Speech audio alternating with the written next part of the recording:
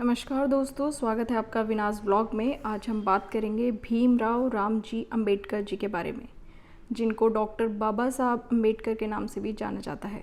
इनका जन्म 14 अप्रैल 1891 को मऊ में मध्य प्रदेश में हुआ था। इनके पिता ब्रिटिश आर्मी में सूबेदार थे, जिनका नाम रामजी मालोजी सकपाल था। इनकी माता का नाम भीमाबाई सकपाल था। जब अंबेडकर जी 6 वर्ष के थे तभी उनकी माँ की मृत्यु हो गई थी।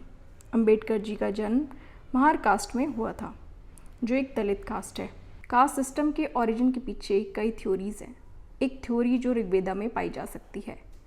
हमारे यूनिवर्स में पहले मनुष्य थे, जिन्होंने समाज को बनाने के लिए अपने आप को अलग अलग भागों में बांट दिया था। इनके अलग अलग शरीर के भागों से अलग अलग वर्ण के लोग, यानी अलग अलग कैटेगरी के लोग बने थे। उनके मुख से बने थे ब्राह्मण लोग, जिनको बुद्धिमान माना जाने लगा। उनकी भुजाओं से बने थे क्षत्रिय लोग, जो ताकतवर थे, उनको योद्धा माने जाने लगा। उनकी जांघों से बने वैश्य लोग, उनको व्यापारी माना जाने लगा। उनके पैरों से बने शूद्र लोग, जिनको लेबर के रूप में माना गया। अब सवाल ये उठता है कि दलित ही शूद्र होते हैं? जी हाँ, दलित शब्द सबसे पहले 1831 में ईस्ट इंडिया कंपनी के आर्मी ऑफिसर जे मोल्सवर्थ ने इस्तेमाल किया था। दलित का अर्थ होता है दबाया हुआ, रोंदा हुआ, मसला हुआ। हमारे हिंदू धर्म में शूद्र माने जाने वाली जातियों के लिए दलित शब्द का प्रयोग किया जाता है। महात्मा गांधी जी तो दलित लोगों को हरिजन बोलते थे।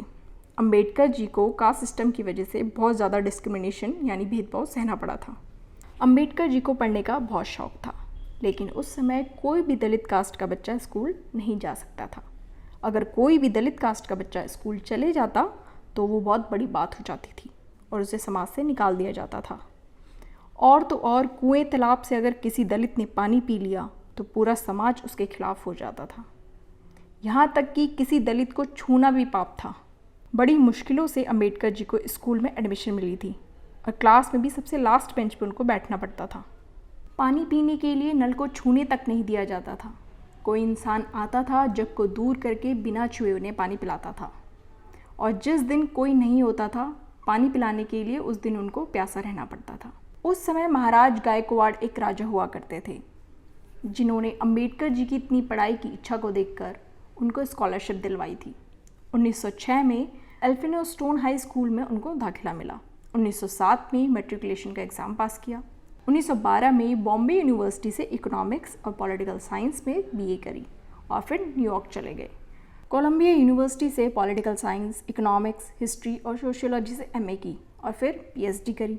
उसके बाद लंदन स्कूल ऑफ इकोनॉमिक्स चले गए, वहाँ एमएससी करी, फिर लॉ की पढ़ाई करी, फिर डॉक्टरेट किया और किताब के ऊपर थीसिस लिखी, जो किताबें थी the evolution of provincial finance in British India. दूसरी किताब थी the problem of the rupee. ये वही किताबें थी जिसने आगे जा करके रिजर्व बैंक ऑफ इंडिया को बनाया था।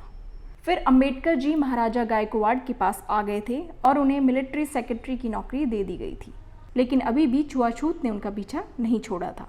सरकारी प्योन भी दूर से फाइल फेंक के चाहते थे। इतने ऊंचे पद पर पहुंचकर भी उनके साथ ऐसा बर्ताव हुआ करता था। रमाबाई, जिनके साथ अंबेडकर जी का विवाह हुआ था, उनकी 5 संतानें हुई थी, लेकिन इलाज की सुविधा ठीक से ना मिल पाने के कारण एक के बाद एक संतान की मृत्यु होती गई। उसके बाद पत्नी की भी मृत्यु हो गई। उनकी दूसरी पत्नी सविता अंबेडकर थी। अंबेडकर जी घर की तकलीफ़ों को पार करते हुए देश की सेवा में जुट गए। दलितों को कुएं से पानी पीने का अधिकार दिला के रहे। आम औरतों की तरह दलित औरतों को भी नीचे तक पांव ढककर साड़ी पहनने का अधिकार दिलवाया। और तो और अंबेडकर जी ने कम्युनल इलेक्टोरेट की मांग की थी, यानी सेपरेट इलेक्टोरेट। इसका मतलब होता है देश में ऐसी कॉन्स्टिट्यूंसी होगी जहां पर सिर्फ एक स्पेसिफिक कम्युनिटी का इंसान ही इलेक्शन लड़ने के लिए खड़ा हो सकता है, और वोटिंग के लिए भी सिर्फ उसी स्पेसिफिक कम्युनिटी के लोग वोट डालने जा सकते हैं। डॉक्टर अंबेडकर जी दलित के लिए सेपरेट इलेक्शन चाहते थे, लेकिन गांधी जी नहीं चाहते थे। लेकिन गांधी जी चाहते थे कि ब्रिटिशर ने मुस्लिम और क्रिश्चियन, बाकी सब माइनॉरिटीज़ को सेपरेट इलेक्टोरेट दिए हैं, वो ब्रिटिश गवर्नमेंट हटा दे, क्योंकि गांधी जी जानते थे कि अंग्रेज लोग हमारी सारी जातियों को तोड़ के अलग करना चाहते हैं। तो गांधी जी ने अंबेडकर जी को रिजर्वेशन दिलवाने की बात कही।